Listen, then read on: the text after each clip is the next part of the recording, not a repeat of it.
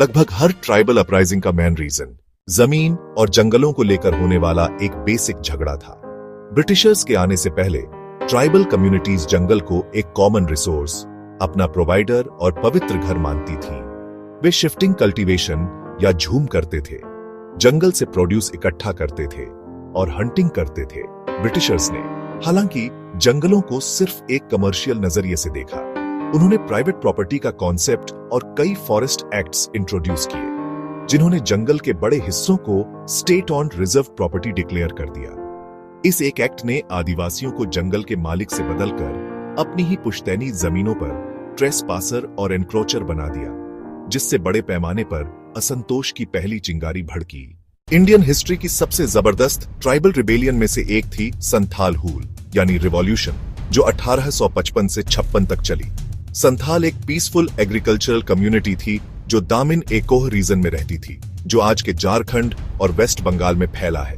Britishers ने उन्हें इस एरिया में सेटल होने के लिए इनकरेज किया था। इस मूवमेंट को भोगनाडीह गांव के 4 भाइयों ने लीड किया, सिद्धू, कान्हू, चांद और भैरव। उन्होंने क्लेम किया कि उन्हें उनके भगवान ठाकुर बोंगा से एक डिवाइन मैसेज मिला था। 30 जून 1855 को 10,000 से ज्यादा संथाल भोगनाडीह में इकट्ठा हुए, जहां उन्होंने दीकुओं और ब्रिटिशर्स को भगाने की एक सीरियस शपथ ली। उन्होंने कंपनी के रूल के एंड का ऐलान किया।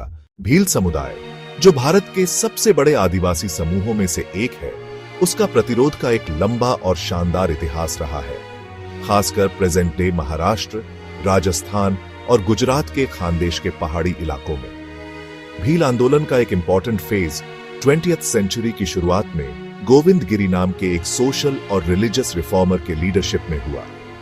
गोविंद गिरी ने भीलों को एकजुट करने और उन्हें शराब छोड़ने, वेजिटेरियनिज्म अपनाने और लोकल रूलर्स और अंग्रेजों के ऑपरेशन के खिलाफ लड़ने के लिए एनकरेज करने के लिए भगत आंदोलन शुरू किया। यह आंदोलन नवंबर 17, 1913 के ट्रैजिक मानगढ़ मैसेकर में खत्म हुआ।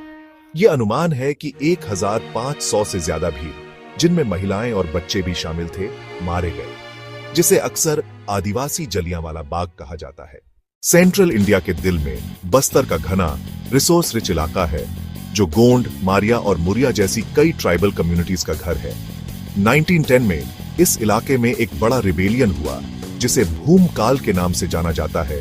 यह रिबेलियन नेतानार गांव के एक करिश्माई ट्राइबल फिगर गुंडाधुर के लीडरशिप में बहुत सावधानी से प्लान और एग्जीक्यूट किया गया था। उन्होंने मैंगो की ब्रांचेस, मिट्टी के ढेर, चिलीज और एरोज सर्कुलेट किए, सिंबॉलिक मैसेजेस जिन्होंने गांव वालों के लिए कॉल टू आर्म्स का काम किया। रिबेलियन फरवरी 1910 की शुरुआत में शुरू हुआ और एक हफ्ते के अंदर इसने पूरी स्टेट को अपनी चपेट में ले लिया था।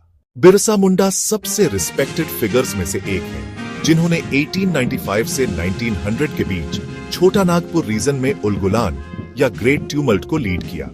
मुंडा ट्राइब के एक यंग मैन बिरसा मुंडा ने खुद को एक प्रॉफिट डिक्लेयर किया और उन्हें अपना किंग मानकर एक मुंडा राज बनाने के लिए कहा।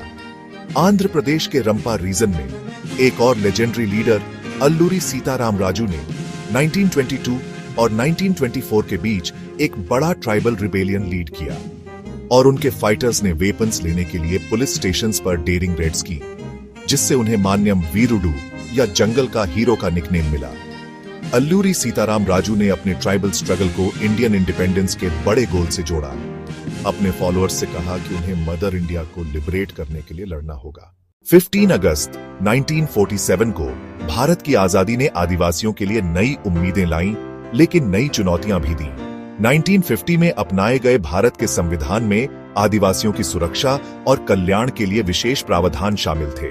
विकास का नेहरूवादी मॉडल, जिसने बड़े पैमाने पर औद्योगिक परियोजनाओं, बांधों और खनन कार्यों को प्राथमिकता दी, अक्सर आदिवासी समुदायों के लिए एक बड़ी कीमत पर आया।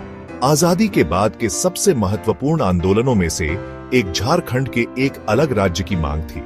एक लंबे और लगातार संघर्ष के बाद झारखंड राज्य आखिरकार साल 2000 में बनाया गया। नर्मदा बचाओ आंदोलन, जो 1980 के दशक में शुरू हुआ था, सरदार सरोवर बांध द्वारा आदिवासी समुदायों के विस्थापन के खिलाफ एक विश्व स्तर पर मान्यता प्राप्त संघर्ष बन गया।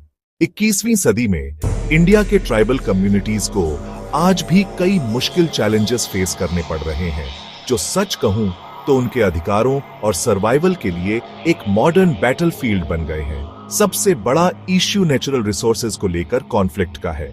इसकी वजह से कॉरपोरेट इंटरेस्ट्स, जिन्हें अक्सर स्टेट का सपोर्ट होता है, और आदिवासी कम्युनिटीज के बीच एक जबरदस्त लड़ाई छिड़ गई है। दशकों के स्ट्रगल के बाद कुछ इंपॉर्टेंट लेजिस्लेटिव विक्ट्रीज मिली हैं। इनमें सबसे इंपॉर्टेंट है फॉरेस्ट राइट्स एक्ट ऑफ 2006। एक और क्रिटिकल लेजिस्लेशन है panchayat extension to scheduled areas act of 1996 या पेसा। हालांकि इस एक्ट का इम्प्लीमेंटेशन स्लो रहा है और इसमें कई चैलेंजेस आए हैं। इंडिया में ट्राइबल मूवमेंट्स का लंबा और अक्सर ब्लडी इतिहास उन कम्युनिटीज की इंडोमिटेबल स्पिरिट का टेस्टमेंट है जिन्होंने एक्सप्लॉयटेशन और इनजस्टिस के खिलाफ लगातार लड़ाई लड़ी है।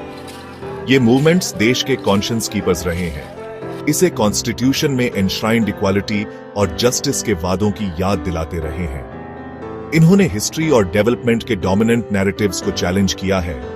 बिरसा मुंडा और अल्लूरी सीतारामा राजू जैसे लीडर्स की लेगेसी सिर्फ हिस्टोरिकल रिकॉर्ड की बात नहीं है, यह आज की जनरेशन के आदिवासी एक्टिविस्ट्स, लॉयर्स और लीडर्स के लिए एक लिविंग इंस्पिरेशन है। इंडिया के फैब्रिक में ट्राइबल कम्युनिटीज का कंट्रीब्यूशन इमेंस और इरिप्लेसेबल है।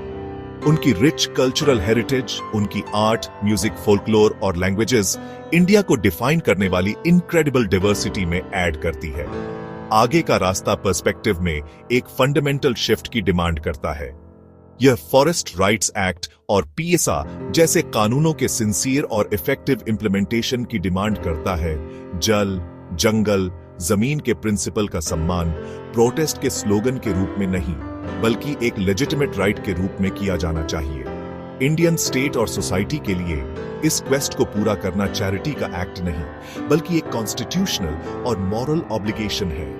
एक ट्रूली डेमोक्रेटिक और इंक्लूसिव इंडिया तभी बन सकता है जब उसकी सबसे एंशिएंट कम्युनिटीज सिक्योर, प्रॉस्परस और अपनी डेस्टिनी को शेप करने के लिए फ्री हों।